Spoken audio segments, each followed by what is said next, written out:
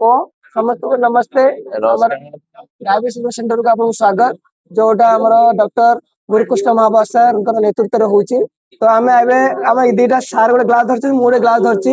ଏ glass ରେ ଗୋଟେ କଣ ଜିନିଷ ଅଛି ମୁଁ ସାର୍ ଙ୍କୁ କହିବି, ସେ ସାର୍ ଟିକେ ଆପଣଙ୍କ ବିଷୟରେ ଟିକେ କୁହନ୍ତୁ। ସାର୍ ନମସ୍କାର। ନମସ୍ତେ। ମୁଁ ସେ କଳ୍ପତରୁ ରାଉତ ନୟାଗଡ଼ରୁ ଆସିଛି। ଏଇ ଗ୍ଲାସ ରେ ମତେ ଆଜି 4th ଡେ ଡାଇବେଟିସ୍ ରିଭର୍ସାଲ ସେଣ୍ଟର ରେ ଏଇ ଗ୍ଲାସ ରେ ଦିଆଯାଇଛି ମେଥି ପାଉଡର ଆଉ ତା ସାଙ୍ଗରେ ମିଶିଛି ଡାଲଚିନି ପାଉଡର, ଯାହାର ଆବଶ୍ୟକ ଟିକେ ଲୁଣ ମିଶେଇ ପାରୁଛି। ଏବଂ ଏଇଟାକୁ ଆମେ ଏମିତି ମଳାସନ ଦ୍ଵାରା ବସିବା ଦ୍ଵାରା এই ଆର୍ଥରାଇଟିସ ପ୍ରୋବ୍ଲେମ ଫେସ୍ ଯୋଉ କରୁଥିଲୁ ସେଟା କରୁନୁ। ଏବଂ ଏଇଟା ପିଇବା ଦ୍ଵାରା ଡାଇବେଟିକ କ୍ଲିୟର ହଉଛି ସକାଳୁ ସକାଳୁ।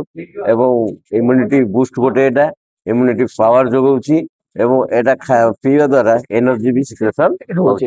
ତେଣୁ ଏଇଟା ଗୋଟେ ବହୁତ ଭଲ ଉପାଦେୟ ଜିନିଷ, ଏଟାକୁ ସମସ୍ତେ ପିଇବାଟା ଭଲ। ଚାହା ଯୋଉ କହୁଛନ୍ତି, ଚାହା ଟା ବଦଳରେ ଏଇଟା ପିଇଲେ ଭଲ କି? ନା, ଚାଟା ତ ଟକ୍ସିନ ଟା, ସେଟା ଆଦୌ ପିଇବା ଉଚିତ ନୁହଁ। ନିହାତି। ତ ଆମର ଯେହେତୁ ଗୋଟେ ଷ୍ଟାଇଲ ହେଇଯାଇଛି, ଗୋଟେ ଷ୍ଟାଇଲ ହେଇଛି ଆମେ ଚା ଟିକେ ସକାଳୁ ବେଡ ଟି ପିଇବା, ତା ବଦଳରେ ଏଇଟା ପିଇଲେ ଗୋଟେ ଏନର୍ଜି ବୁଷ୍ଟ ଆମକୁ ଯୋଗେଇ ଦବ।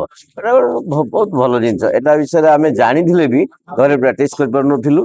ଏବଂ ଏଠିକି ଆସିକି ଏଟା ଗୋଟେ ପ୍ରାକ୍ଟିସ ହେଲା। ଥ୍ୟାଙ୍କ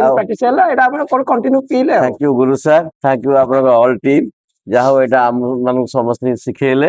ଏବଂ ଏହା ଗୋଟେ ବହୁତ ଉପାଦେୟ ଜିନିଷ। ଏଠି ସମସ୍ତେ ଆସନ୍ତୁ ଏବଂ ଏହାର ମାନେ ସଠିକ ଉପାଦେୟ ୟୁଟିଲାଇଜ ନିଅନ୍ତୁ। ଓକେ, ସମସ୍ତଙ୍କୁ ଓମ୍ ଓମ୍ ନମସ୍କାର ସାର୍।